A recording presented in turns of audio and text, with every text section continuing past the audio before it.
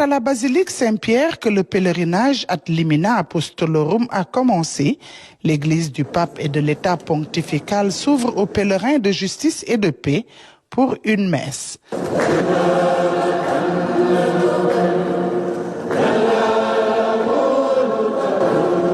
Dans son homélie, Abbé Paul-Louis-Édouard Sarr exhorte les pèlerins à être des témoins de ce qu'ils ont vu et entendu, mais aussi de suivre l'exemple de Saint-Pierre dans la foi. Soyons ces témoins parfaits de l'Église, des exemples de l'Évangile. La mission d'ancien que rappelle Saint-Pierre consiste à veiller sur le troupeau par notre exemplarité. Il ne suffit pas d'avoir de bons exemples ou une bonne connaissance des choses. Il faut poser des actes concrets. Comme le dit l'adage, les exemples éduquent mieux que les conseils. Et nous, pèlerins de justice et de paix, sommes chargés d'annoncer aux autres ce que nous aurons vécu.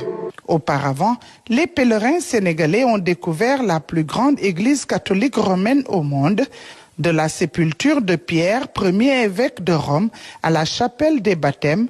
Ils ont été au cœur du christianisme, où l'art, la foi et l'histoire s'entremêlent depuis des millénaires. Ce qui m'a le plus marqué, d'abord, c'est la basilique en tant que telle, qui a été créée et qui constitue le centre de l'église catholique. Et la tombe de Saint-Pierre qui incarne même Jésus.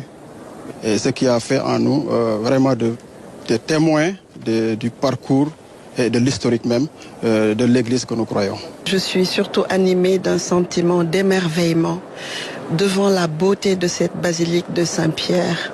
Mais en tout cas, le sentiment de fierté d'appartenir à la religion chrétienne catholique.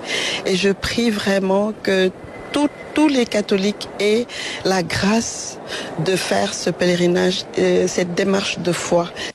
Et c'est dans cette cité du Vatican, le plus petit État du monde, que se trouve le lieu le plus visité au monde, impressionnant avec ses 208 mètres de long et sa coupole.